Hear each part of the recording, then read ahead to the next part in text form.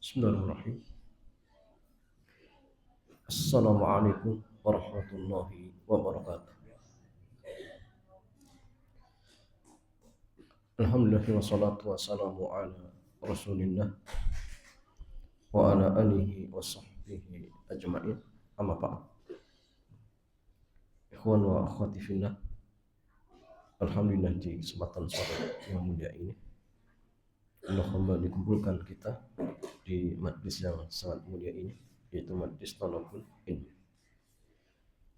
Dan sore hari ini kita masih pada kitab pengantar fikih jual beli dan harta haram karya Al-Ustaz Aminul Bait hafizahullah ta'ala. Dan sore hari ini ikhwan wa akhwati fillah, kita masih pada pembahasan seputar 4 syarat terkait objek. Dan kita masuk syarat yang keempat, harganya harus jelas ya. Jadi kalau misalkan ternyata harganya seikhlasnya, boleh tidak. Anak jual barang ini, silakan seikhlasnya. Ya. Padahal di antara syarat jual beli itu harga harus jelas. Jadi kalau kemudian harganya seikhlasnya, apakah hal ini menjadikan akad jual belinya tidak sah atau sah tetapi harus ya, ada ketentuan-ketentuan ya, yang lainnya misalkan. Ijazah salian. Kasus yang keenam. Menjual dengan harga seikhlasnya. Penulis kitab mengatakan menjual barang dengan harga seikhlasnya di tempat kita ada dua keadaan. Di tempat kita ada dua keadaan. Yang pertama baru sebatas tawaran dari penjual. Jadi belum terjadi transaksi, hanya sebatas tawaran. Ya. Artinya penjual membuka kesempatan bagi pembeli untuk menawar dengan harga seikhlasnya. Ya. Jadi penjual membuka kesempatan bagi pembeli untuk menawar dengan harga seikhlasnya. Tapi ingat, belum terjadi transaksi. Ya. Karena itulah ketika pembeli menyampaikan harga tertentu, penjual belum tentu itu. Pak, bagaimana kalau saya beli dengan harga sekian?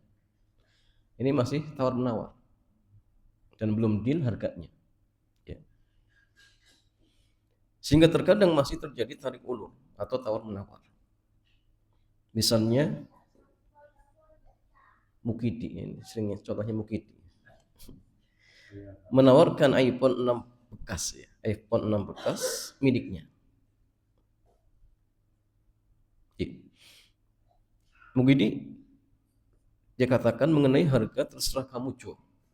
Jadi harganya silakan, terserah jenengan. Seikhlasnya saja. Kemudian Pak Ijo dia pun mengatakan kalau 3 juta bagaimana? Ya. Kemudian Mukidi mengatakan ya sudah tambah dikit saja. Ya. Kemudian Pak Ijo mengatakan 3.200.000. Ya. Maka Mukidi mengatakan iya sudah, tidak masalah. Berarti yang tadi hanya sebatas tawar menawar untuk menentukan harga jinnya. Ya. Dialog ini menunjukkan bahwa harga seikhlasnya yang ditawarkan Mukidi belum final. Ya. Karena itu masih ada tawar menawar.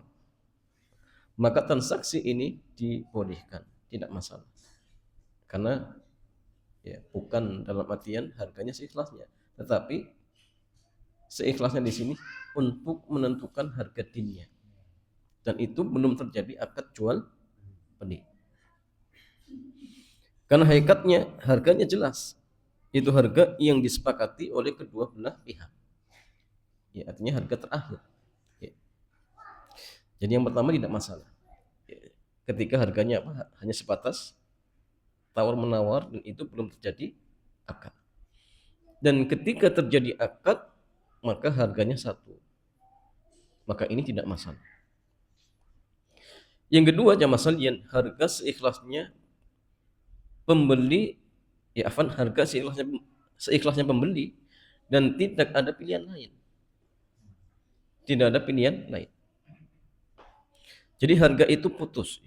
Sehingga ketika Pak Ijo membayar berapapun tidak lagi terjadi kesepakatan. Bisa jadi harganya terlalu mahal atau terlalu murah. Sehingga bisa menimbulkan sengketa di belakang. Maka transaksi ini menyebabkan jual belinya menjadi tidak sah. Karena harga tidak jelas. Sehingga termasuk gharar dalam harga. Dan ketidakjelasan ini bisa memicu sengketa. Jadi perlu dilihat ya, harga seikhlasnya maksudnya seperti apa. Tapi kalau seikhlasnya maksudnya untuk mengajukan tawaran, sudah silakan antum ajukan harga seikhlasnya. Kemudian terjadi dialog, tawar menawar, sampai akhirnya sepakat, baru setelah itu diadakan akad jual beli. Maka yang seperti ini tidak masalah, tidak masalah. Tapi kalau misalkan seikhlasnya dalam artian ditentukan satu opsi saja, ya sudah 3 juta saja ikhlas, tidak ada pilihan lain, maka ini tidak diperbolehkan. Ya, karena kenapa jamaah sekalian? Karena bisa memicu terjadinya sengketa seperti itu. Kemudian jamaah sekalian, akhwati fillah,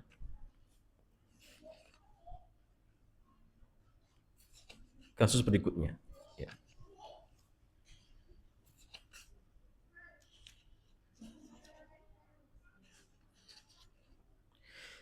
Kasus yang ketujuh. Ya. Cashback jika lunas lebih cepat. Paham ya? Ya. Jika ada penawaran, dapatkan cashback jika lunas lebih cepat. Apakah ini termasuk jual beli dua harga? Yang kami pahami bahwa penawaran diskon karena bisa lunas lebih cepat ada dua macam. Yang pertama, disepakati di depan. Nah, ini yang masalah ini. Ya. Misalkan Pak Budi, kredit motor selama setahun dengan harga 15 juta. Tapi sama dealer dikatakan, Pak Budi, nanti kalau dengan bisa lunas 6 bulan, nanti dikasih diskon 20%. Ya. Tapi kalau tidak bisa lunas lebih cepat, ya harga normal. Jadi di awal sudah ditentukan. Apakah dibolehkan? Kita lihat. Ya. Misalnya Walidi menjual mobil ke Rijali seharga 300 juta dicicil selama setahun. Dengan kesepakatan jika bisa lunas selama 6 bulan diskon 10%. Dalam akad semacam ini hakikatnya ada dua harga. Harga kredit 1 tahun senilai 300 juta dan harga kredit 6 bulan senilai 270 juta. Dan itu terjadi dalam satu akad. Ya. Sehingga dalam transaksi ini ada variasi harga dengan kondisi yang tidak jelas. Ya. Sisi tidak jelasnya, pembeli tidak bisa memastikan harga mana yang akan dia dapatkan dalam perjalanan cicilannya. Apakah bisa 6 bulan segera selesai atau mungkin 1 tahun. Ya. Berarti di sini tidak ada kejelasan. Ya. Mau lunas cepat atau ternyata sebagaimana awal misalkan. Jika lunas lebih cepat, dia bisa dapat harga murah 270 juta. Sebaliknya jika dia tidak bisa lunas lebih cepat, dia akan dapat harga lebih mahal, yaitu 300 juta. Jika akad semacam ini sudah terlanjur dilakukan, maka Nabi Shallallahu Alaihi Wasallam menyarankan agar penjual memberikan harga yang lebih murah. Kalau sudah terjadi. Karena dia telah memberlakukan dua harga dalam satu transaksi.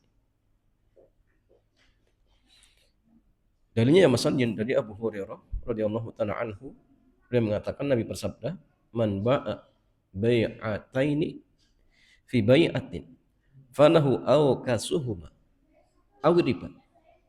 Siapa yang menjual barang dengan dua harga, maka dia berhak mengambil kebalikannya. Jika tidak, dia melakukan transaksi riba.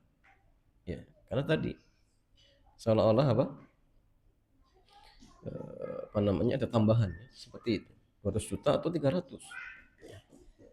Jadi kalau misalkan dia milih yang 300, seolah-olah 30 juta itu ribanya. Sehingga solusinya ambil harga yang paling murah. Syekh Syuaib Al-Arnaud menukil keterangan Imam As-Sindi di mana beliau menjelaskan bahwa hadis ini berlaku bagi orang yang menjual barang dengan harga bervariasi tergantung waktu pelunasan. Maka pilih harga yang paling murah. Tidak boleh kemudian pilih harga yang mahal. Karena itu nanti jatuhnya riba seperti itu. Ya.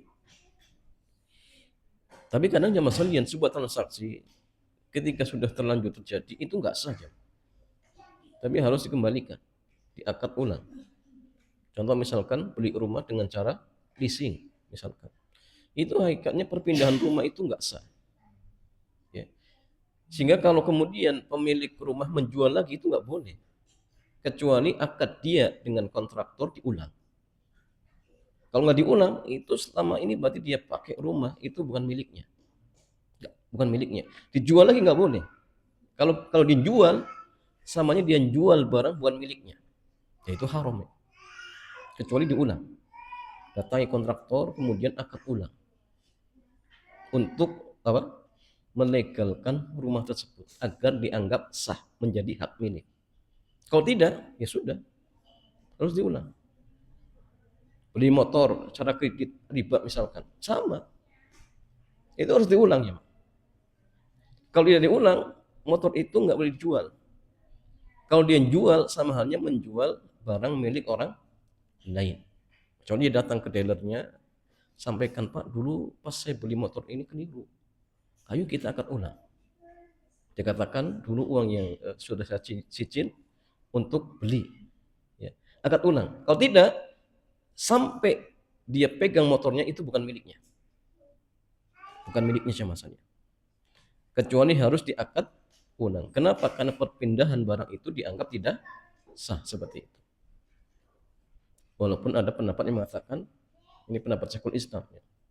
Kalau dia mengatakan, kalau nggak mungkin diulang, sudah dimaafkan. Tapi kalau mungkin diulang, dealernya masih ada, ulang. Kontraktornya masih ada, ulang. Karena rumahnya dulu belinya dengan cara cicilan riba. Akadnya nggak jelas. Ya, pakainya leasing misalkan. Akadnya akad ganda. Itu nggak saja. Makanya kalau antum mau beli rumah, ternyata pembeli pertama dia belinya pakai leasing, pakai riba. Itu jangan dibelinya, Mak. Karena itu bukan milik dia. Kecuali dia sudah mengakadkan ulang dengan kontraktor dulu. Itu baru sah. Ya, kalau tidak, ya jangan dibeli. Kalau antum beli, sama halnya membeli yang itu bukan milik penjual. Seperti itu. Yang punya masalah ikhwan wa akhwati fillah. Yang kedua, tidak disepakati di depan, namun baru dijanjikan di belakang. Seperti kasus di atas, Walidi menjual mobil ke Rijali seharga 300 juta dicicil selama setahun. Dalam waktu setahun itu, Rijali mencicil sesuai kemampuannya.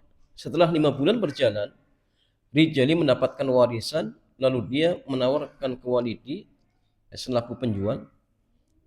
Dia katakan, jika saya donasi di bulan yang ke-6, saya minta diskon 15%. Bisa tidak? Lalu ya, disetujui oleh Walidi. Sudah tidak masalah. Ya. Maka menurut pendapatnya lebih kuat, kesepakatan ini dibolehkan. Tidak masalah. Ya. Dan ini merupakan pendapat dari Al-Imam Ahmad dalam salah satu riwayat. Kemudian Al-Imam Ibnu Qayyim dan Syekhul Islam Ibnu Taimiyah rahimahumullah. Al-Imam Ibnu Qayyim menyebutkan bahwa ini adalah pendapat Ibnu Abbas dan Zufar dari Hanafiyah. Dinyatakan dalam Al-Ikhtiyarat wa yasihu sunhu 'anil muajjal bi ba'dihi halan wa huwa riwayatun an Ahmad wa haka qaulan li Syafi'i. Boleh membuat kesepakatan potongan pembayaran cicilan, dan ini merupakan pendapat Imam Ahmad dalam satu riwayat dan satu keterangan dari Imam Asy-Syafi'i. Alasan Ibnu Qayyim yang membolehkan hal ini karena kesepakatan ini kebalikan dari riba.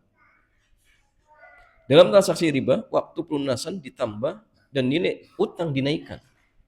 Jangan kalau bayar sekarang, ini riba jahiliyah ya, sudah 15 juta. Tapi kalau tidak bayar sekarang, diundur 3 bulan, naik lagi. Ada tambahan, misalkan 15 juta 500. Ini riba. Waktu nambah, cicilan nambah. Kalau ini tidak, kebalikannya. Ya. Sementara dalam kasus ini, waktu pelunasan lebih singkat dan nilai utang diturunkan. Ibnu Qayyim mengomentari ya, alasan ya, yang disampaikan jumhur, karena jumhur tidak membolehkan. Maka beliau memberikan komentar. Li'anna hadza aqsu riba. Fa inna riba yatadammanu azyadata fi ahadil iwadaini fi muqabalatil ajali wa hadza yatadammanu bara'ata dhimmatihi min ba'dil iwadi fi muqabalati sukutil ajali. Karena kesepakatan ini kebalikan dari riba. Dalam transaksi riba ada tambahan pembayaran sebagai ganti dari penundaan. Jadi kalau ansuran ditambah, waktunya ditambah, maka ada bayaran. Tambah 3 bulan ya nanti nambahnya 300.000 misalkan. Ini riba. Sementara kesepakatan ini bentuknya mengurangi beban pembayaran sebagai ganti dari pengurangan waktu pelunasan. Jadi lawannya, kebalikan dari riba. Kemudian beliau melanjutkan, fantafa'a bihi kullu wahidin minhuma wa lam yakun huna riban la haqiqata wa la luqata wa la urfa fa inna riba azyadatu wa hiya man muntafiyatun yahuna ya. Sehingga masing-masing mendapatkan manfaat. Dan di sana tidak ada riba, baik secara hakiki, bahasa maupun uruf, enggak ada. Karena riba itu tambahan dan di sini tidak ada. Sehingga ini dianggap kebalikan riba. Riba haram berarti ini boleh. Ya. Dia juga membantah pendapat jumhur yang melarang dengan alasan itu mirip riba. Ya. Jadi beliau juga membantah pendapat jumhur yang melarang hal ini dengan alasan bahwa hal ini mirip seperti riba. Kata Imam Ibnu Qayyim, walladzina harramu dzalika innama qasuhu 'ala riba wa la yakhfa al-farqul wadihu baina qawlihi imma an turbiya wa imma an taqdiya wa baina qawlihi ajinni wa ahabu laka mi'atan fa aina ahaduhuma min al-akhar fala nassa fi tahrimi dzalika wala ijma'a wala qiyasa sahihin. Mereka yang mengharapkan kesepakatan ini mengkiaskan kesepakatan ini dengan riba. Ya. Padahal sangat jelas perbedaan antara orang yang mengatakan lunasi sekarang atau ditunda dan ada ribanya, dengan orang yang mengatakan lunasi segera, nanti saya kasih potongan 100.000. Bagaimana ini bisa disamakan? Sehingga tidak ada dalil yang menunjukkan haramnya, tidak pula ijma maupun qiyas yang sahih. Ya, sehingga pendapat yang mengatakan kasus yang kedua itu tidak dibolehkan itu lebih kuat. Ya. Yang penting intinya tidak ada kesepakatan di awal. Tapi kalau ada kesepakatan di awal, maka ini jadi masalah. Kenapa? Karena jatuhnya ada dua harga yang nggak jelas. Ini mau yang 6 bulan 270 juta atau yang 1 tahun 300 juta. Ini nggak jelas. Ya. Karena masalahnya tadi disepakati di awal. Tapi kalau di awal sepakatnya satu harga 300 juta, tapi tiba-tiba ternyata 6 bulan lunas, akhirnya dikasih potongan, itu enggak masalah. Itu diperbolehkan seperti itu.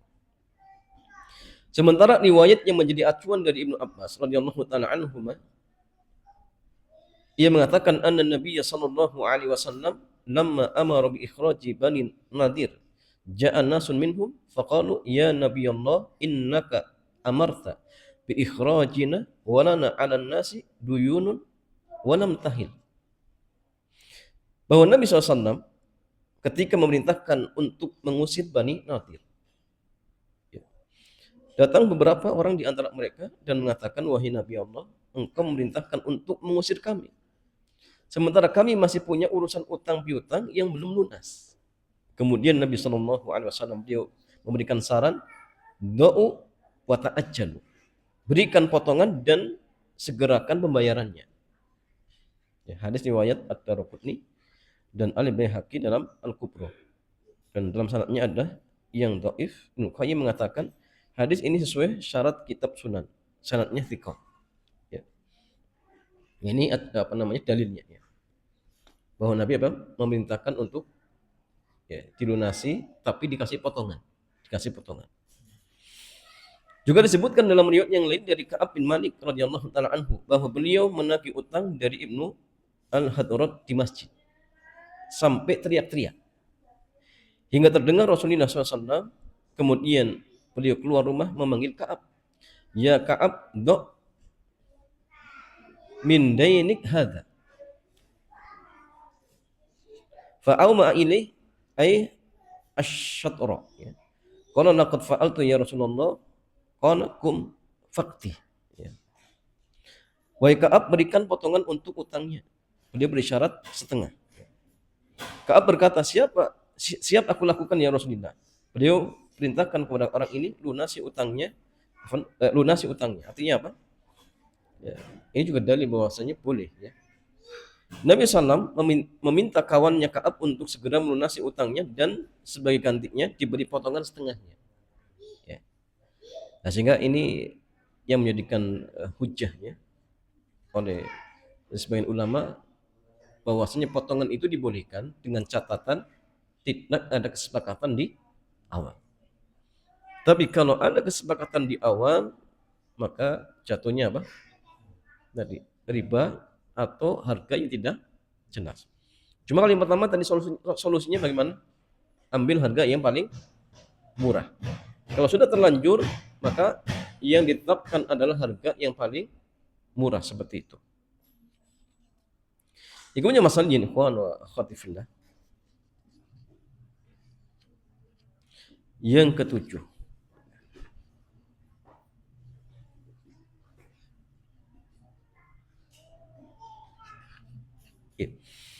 saling ridho.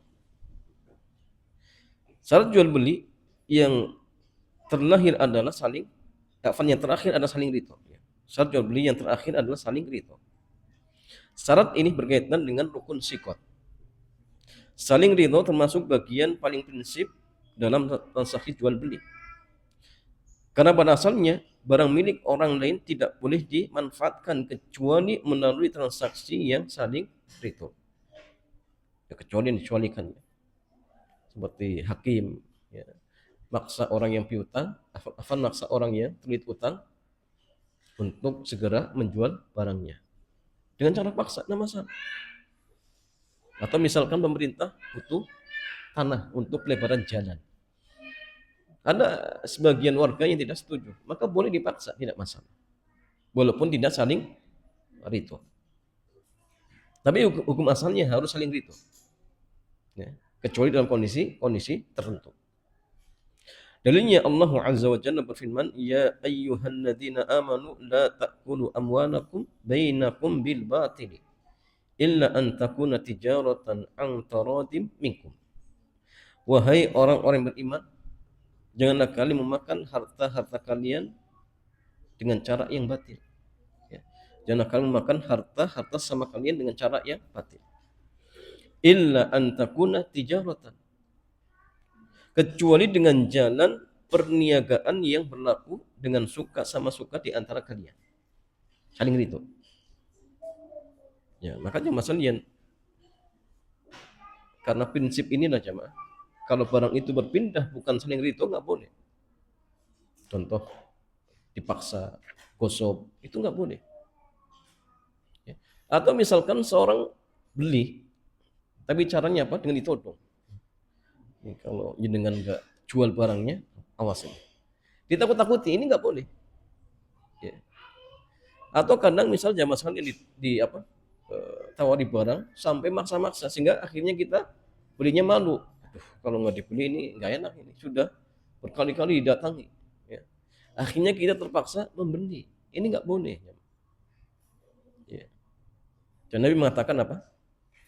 La yahinnu malum ri'in muslim malum ri'in muslim inna piti binafsin minhu. Tidak halal harta seorang muslim kecuali karena kerelaan dari dirinya. Makanya tukang parkir itu apa? Kalau maksa-maksa nggak boleh. Kita parkir baru berapa menit, pas mau keluar tiba-tiba muncul. Di awal nggak ada, pas mau apa keluar baru muncul. Ini kan masalah. Kadang kita ngasihnya juga nggak, mana ya? Kecuali tukang parkir yang memang dia belum jaga ya. Oke lah kita kasih jasanya. Ini kadang ada orang yang tidak jaga jemaah. Pas hilang nggak tanggung jawab. Tapi giliran kita mau pergi baru muncul dan minta bayaran. Ini kadang-kadang ketika pas kita ngasihnya itu tidak ada keriduan tadi. Nah, ini nggak boleh jemaah dalam syariat kita. Ya, kemudian masalian dalam hadis dari Abu Sa'id Al-Khudri radhiyallahu taala anhu, Nabi sallallahu alaihi wasallam dia bersabda, "Innamal bai'u antaratin." Jual beli itu harus dilakukan karena saling ridho. Karena saling ridho.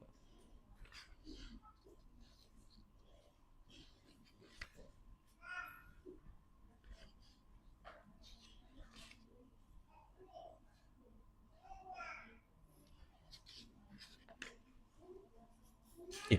Kemudian masalahnya kita masuk rukun ridho ya. Rukun ridho artinya unsur ridho dalam transaksi. Para ulama menyebutkan, seseorang bisa disebut ridho ketika memenuhi dua unsur. Yang pertama al-ikhtiyar, artinya ada pilihan, tidak dipaksa. Ini pertama. Sebagaimana dinyatakan dalam kaidah al-ikrahu yasqutu ridho. Unsur paksaan itu menggugurkan ridho. Jadi kalau dipaksa, berarti sudah. Ini indikasi memang tidak ada keridhoan. Kecuali yang dikecualikannya. Yang kedua, ilmu. Pemahaman dalam transaksi. Maksudnya, menyadari konsekuensi akad yang dia lakukan. Orang sadar ketika menjual barangnya, ya memang kalau dijual berarti harus berpindah. Ya. Ketika seseorang melakukan akad dan dia tidak sadar dengan konsekuensi akad yang dikerjakan, misalkan, bisa jadi dia belum ridho. Contoh misalkan anak yang belum balik, kemudian melakukan sebuah transaksi yang ini barangnya barang cukup lumayan berharga. Ini kan belum bisa berpikir apa konsekuensinya, sehingga transaksinya dianggap tidak sah. Atau misalkan transaksi jual beli dengan pemabuk, lagi mabuk. Oh ya, anak beli motor antum boleh tidak? Ya kan lagi mabuk, sudah dijual saja. Ya. Berarti kan artinya dia tidak sadar ketika itu. Ya. Sehingga kalau dua unsur ini tidak ada, berarti ridho dianggap tidak ada. Ya. Pertama ingat ada ikhtiar, pilihan, nggak ada paksaan. Yang kedua dia paham dengan konsekuensi akad jual beli. Berarti artinya kalau misalkan seseorang melakukan akad transaksi jual beli kemudian tidak sadar, tidak paham dengan konsekuensinya misalkan, berarti ketika itu tidak ada keriduan. Ya tidak ada keriduan. Makanya seperti contoh ini ya. Ketika seorang misalkan menjual barang ternyata barang itu ada cacatnya. Ada cacatnya. Setelah transaksi baru ketahuan ada cacatnya. Maka dia ada khiyar jam untuk meneruskan atau membatalkan. Kalau meneruskan maka ada opsi bisa minta apa? Minta mungkin potongan harga. Ya, cara ngitungnya Kalau misalkan barang ini sempurna, tidak ada aibnya berapa? Kalau ada aibnya kira-kira berapa? Kalau misalkan harga barang ketika sempurna 100.000, ketika ada cacat 70.000, oh berarti minta kembalian 30.000.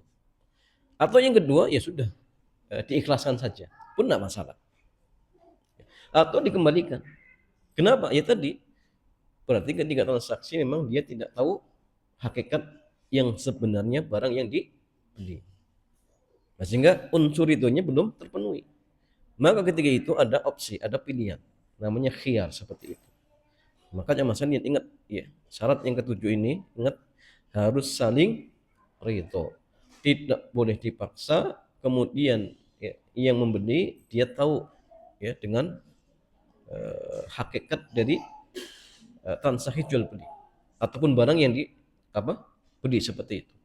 Sehingga kalau misalkan tidak tahu ya tentang hakikatnya, maka tatkala itu belum dianggap sah jual belinya sampai mereka benar-benar tahu, kemudian mereka ridho seperti itu. Wallahu ta'ala a'lam bishawab. Demikian ya masalahnya, ini beberapa penjelasan singkat terkait tentang harga harus jelas ya. Sehingga ketika harganya tidak jelas, maka berarti apa? Transaksinya tidak sah seperti itu. Wallahu ta'ala a'lam bishawab. Selanjutnya seperti biasa kita buka tanya jawab. Dipersilakan. Baik. Ya. Alhamdulillah sampai pada sesi tanya jawab. Baik. Dari Ikhwan ada yang mau bertanya?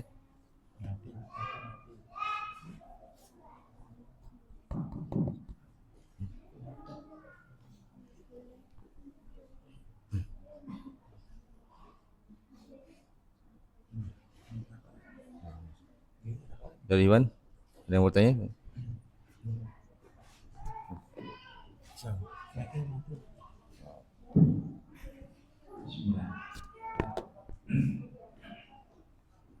Kalau yang kita tahu di sirah itu kan Rasulullah jualan dulu waktu pertama kali itu beliau menunjukkan ada apa harga belinya. Berarti jualnya menyerahkan ke pembelinya. Apakah itu hadisnya sahih? Apakah itu bisa dijadikan dalil atau sunnah? Jazakallahu khairan. Ya jemaah sekalian, model transaksi yang disebutkan tadi ini namanya bai amanah. Jadi bai amanah itu dia menjual barang dengan menyebutkan harga beli. Ini boleh, tidak masalah, tidak masalah. Tapi harus jujur. Gak boleh kemudian bohong. Ini saya belinya 500.000 loh, padahal belinya 300. Ini nggak boleh. Dan ini nggak masalah, diperbolehkan.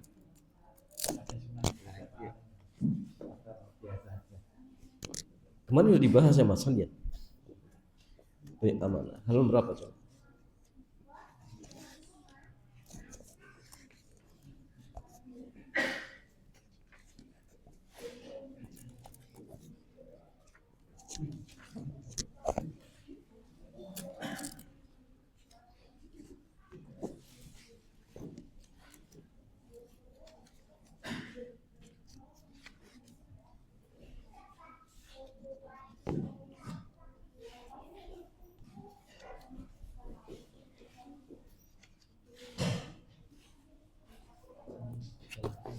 Halaman berapa? 38. Nah, jadi pembagian jual beli dilihat dari cara menentukan harga. Jadi ada bai musawwah, bai amanah.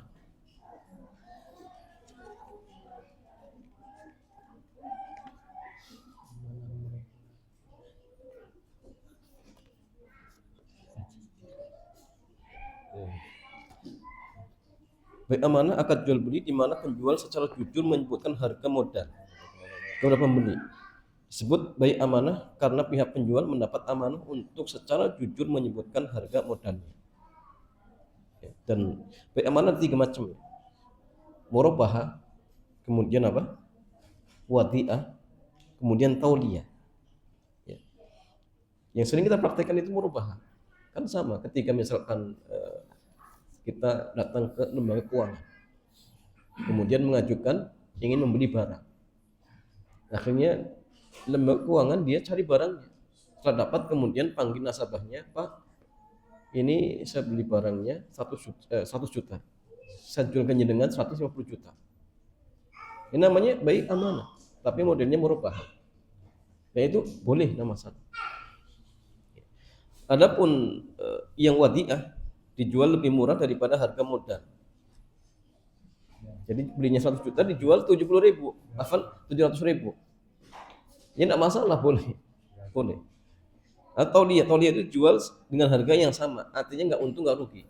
Beli 100.000, jual 100.000 impas. Ya. Dan semua diperbolehkan, semua diperbolehkan. Yang penting intinya saling ridho seperti itu. Wallahu ta'ala a'lam.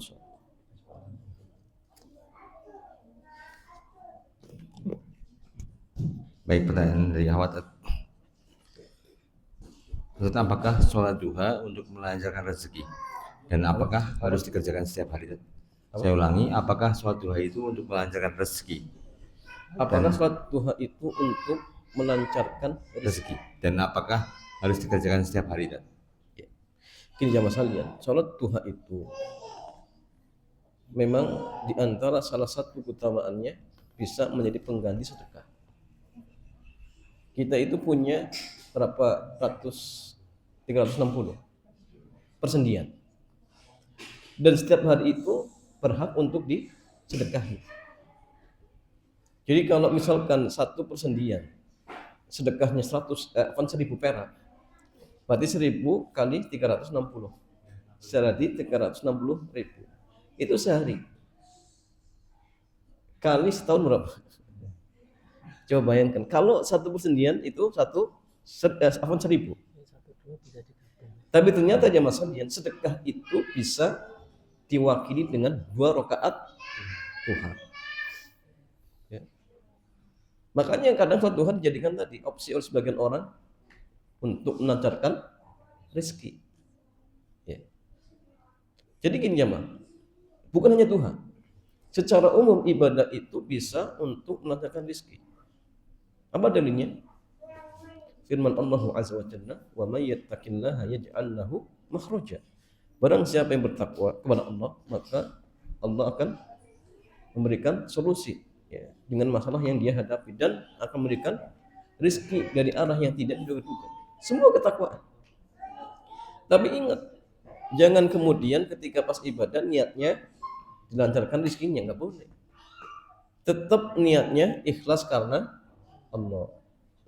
Adapun niat tadi yang hanya sifatnya ngikut nggak dianggap dan tidak masalah. Asalkan ingat bukan menjadi tujuan inti. Karena sebagian orang sholat duhanya memang agar lancar rezekinya. Berarti dari awal niatnya memang karena dunia. Dan ibadah ketika diniatkan untuk dunia maka tidak diperbolehkan. Harus niat ikhlas karena Allah. Perkara kemudian ada embel-embel niat untuk mendapatkan kebaikan dunia, kalau hanya sekedar ngikut, maka at-tabi'ut tabi, yang ngikut itu nggak dianggap dan tidak masalah. Yang penting bukan menjadi niat inti seperti itu. Kemudian yang kedua, bolehkah duha itu dirutinkan? Boleh, nggak masalah, tidak masalah. Cuma para ulama kita menyarankan gini, kalau kita rutin tahajud, usahakan duha jangan rutin. Tapi kalau tahajudnya enggak rutin, bahkan enggak pernah, rutinkan duha. Itu solusinya. Jadi yang biasa tahajud, duha jangan rutin. Tapi yang tidak pernah tahajud atau tahajud tapi jarang-jarang, duhanya rutin. Ya. Ustaz, tapi kan ini sunnah. Bukankah sunnah itu lebih afdalnya dikerjakan apa? Kadang-kadang. Ya. Jawabannya gini masalahnya. Terkait duha itu ada wasiat. Di antaranya Abu Hurairah diwasiatkan untuk apa? Duha. Dan wasiat itu dipintahkan dikerjakan ya terus menerus, bukan kadang-kadang. Adapun kenapa dulu ketika Nabi misalkan mengerjakan ibadah sunnah kadang ditinggalkan? Karena memang ini untuk menunjukkan bahwa ini sunnah. Adapun sekarang syariat sudah terputus, dalam artian sudah selesai, nggak mungkin berubah. Walaupun kita rutin duha, ya tetap duha apa? Sunnah, nggak ada yang mengatakan wajib. Di zaman Nabi itu kadang Nabi memang sengaja ketika taraweh sengaja Nabi tidak jamaah, khawatir taraweh itu diwajibkan. Sekarang sudah terputus wahyu itu, jamaah nggak turun lagi. Dan kekhawatiran berubah menjadi wajib tidak ada. Sehingga ini solusinya tadi. Kalau antum tahajudnya rutin, duhanya nggak perlu rutin. Tapi kalau tahajudnya nggak rutin, usahakan duha rutin seperti itu. Wallahu ta'ala a'lam bishawab.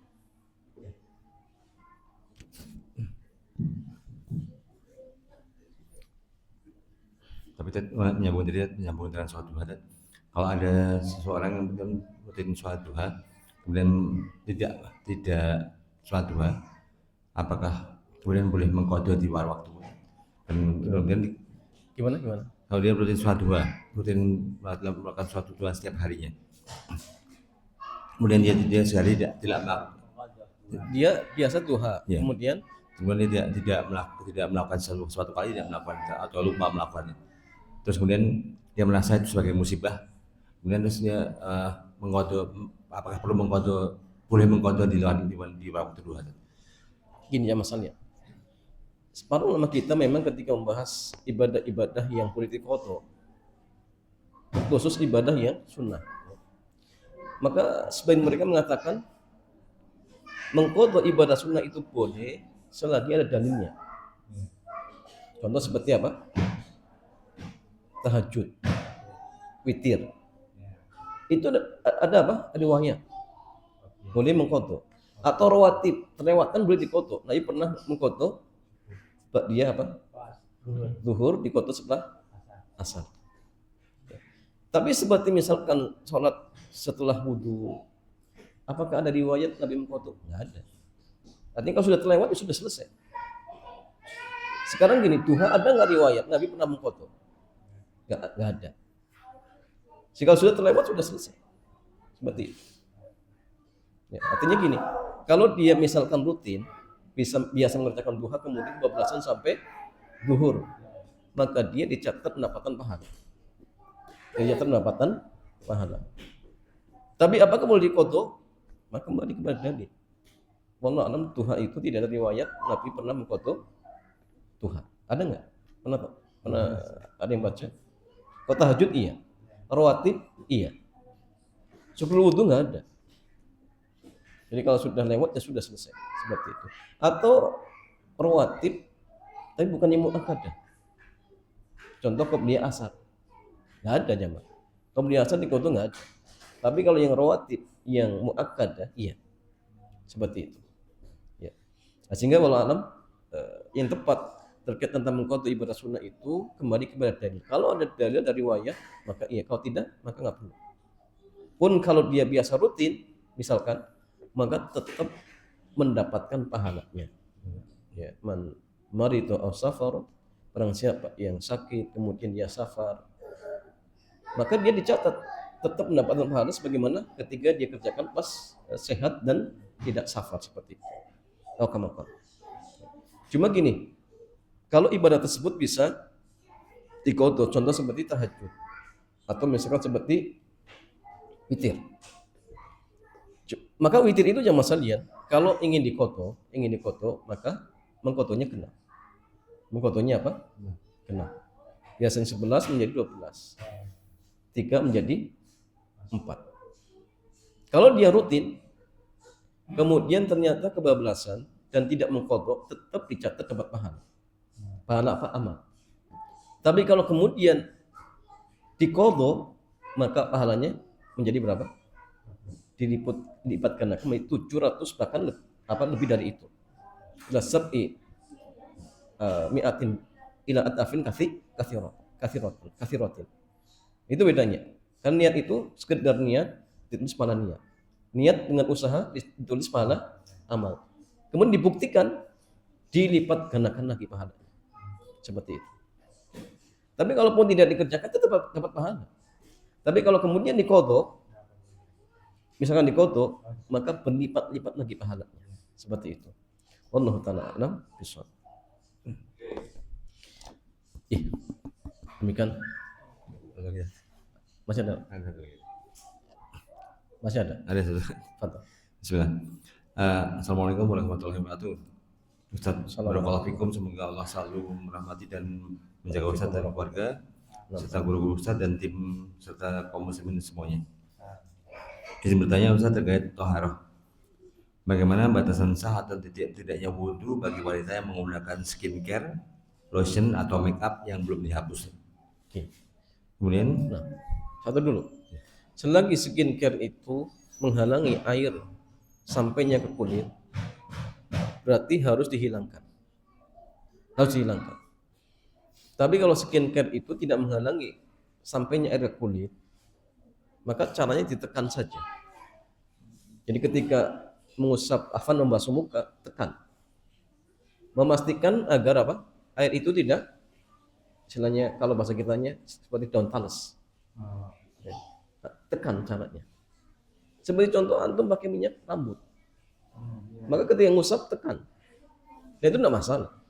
Kenapa? Karena minyak yang tidak memiliki zat itu tidak menghalangi air. Cuma memang butuh ditekan, khawatir akan apa namanya? Seperti daun tales tadi. Apa bahasa kitanya? Kalis.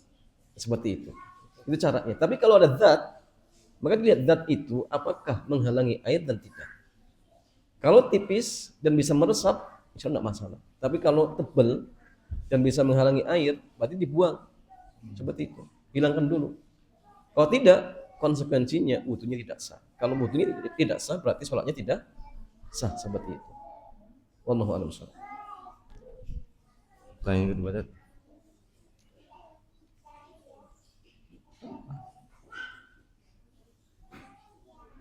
Bagaimana dikatakan bahwa menyentuh kemaluan dengan tangan tanpa batas membatalkan wudhu. Kemarin ada yang bertanya apakah ada bedanya menyentuh dengan telapak tangan atau dengan punggung tangan.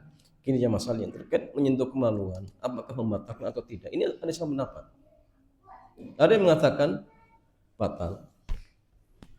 Ada yang mengatakan batal tapi kalau diiringi dengan syahwat. Kalau tidak berarti nggak batal. Ada yang mengatakan tidak batal sama sekali. Ya. Yang mengatakan batal, kenapa? Karena dianggap ya ketika menyentuh kemaluan potensi apa? Syahwat. Ketika syahwat muncul, potensi keluar mati. Dan keluar mati batal tidak? Batal. Ya. Sehingga sebagian yang lain, kalau nggak ada syahwat nggak batal. Kenapa? Berdalil dengan hadis Nabi yang mengatakan innaha bid'atun minka. Jadi dia, maksudnya afan kemaluan itu bagian dari anggota tubuhmu. Sebagaimana ketika kita nyentuh tangan, batal tidak? Gak batal. Nyentuh kaki batal tidak? Kemaluan juga sama anggota tubuh kita. Gak batal. Kapan menjadi beda? Ketika disentuh muncul syahwat. Antum nyentuh tangan keluar syahwat? Enggak. Nyentuh kaki keluar syahwat? Tidak. Kalau nyentuh kemaluan nggak keluar syahwat berarti sama. Tapi ketika kok nyentuh kemaluan keluar syahwat berarti sudah beda. Maka sebenarnya mengatakan berarti batal. Tapi pendapat yang kuat tidak batal. Tetapi disunahkan saja untuk apa? Untuk berwudu, tapi nggak wajib. Jelas? Ini pendapat yang kuat. Jadi, tidak batal, tapi hanya disunahkan untuk berwudu. Sehingga mau pakai tangan, punggung tidak batal. Jelas? Ya. Sebenarnya ada yang berinci. Kan hadisnya menyentuh kemaluan dirinya. Kalau menyentuh kemaluan orang lain bagaimana? Kan tidak masalah. Yang batal itu menyentuh kemaluan sendiri. Orang lain berarti beda. Contoh misalkan seorang ibu ternyata membersihkan najis anaknya. Batal tidak? Sebenarnya nggak batal karena lafaz hadisnya kemaluan dirimu. Seperti itu. Kalau dalam artian kita ikut pendapat yang mengatakan batal. Tapi kalau ikut pendapat yang mengatakan nggak batal, selesai sudah. Nggak batal. Cuma disunahkan untuk berwudu. Ini pendapatnya kuat seperti itu. Wallahu a'lam bishawab. Satu lagi, Dad. Air yang digunakan untuk wudhu itu keruh tanah, kemudian bau besi atau bau kaporit seperti air PDAM. Apakah air seperti ini sah untuk wudhu? Dok? Ya, jawabannya boleh, tidak masalah. Karena gini, perubahan bau itu yang menjadikan tidak suci mensucikan itu ketika perubahan bau itu karena najis, jelas. Ada air suci kemasukan najis, kemudian berubah 3 sifatnya atau salah satunya. Bau, rasa, warna. Ketika bau berubah karena campuran najis, maka tidak suci. Sudah najis seperti itu. Tapi kalau kecampuran najis 3 sifat ini tidak berubah, maka tetap suci dan mensucikan. Tapi kalau ada air dari sananya memang sudah bau, maka air seperti ini dianggap tetap air mutlak. Statusnya suci dan mensucikan. Contoh misalkan air laut itu sudah asin ya, Pak. Dan asinnya sudah dari sananya, sehingga tetap dianggap air mutlak. Bahkan ketika Nabi ditanya, "Wa tahuru ma'uhu al-hinnu maitatuhu." Dia itu suci, bangkainya halal dan airnya suci dan mensucikan. Ya. Jadi ingat, perubahan bau itu apakah karena campuran najis atau memang dari sananya. Kan sebagian tempat airnya sudah bau tanah dan itu dari sananya, sehingga tetap dianggap air mutlak. Dan air mutlak itu statusnya suci dan mensucikan seperti itu. Tapi kalau campuran gara-gara benda suci, najis tidak. Contoh dikasih kaporit.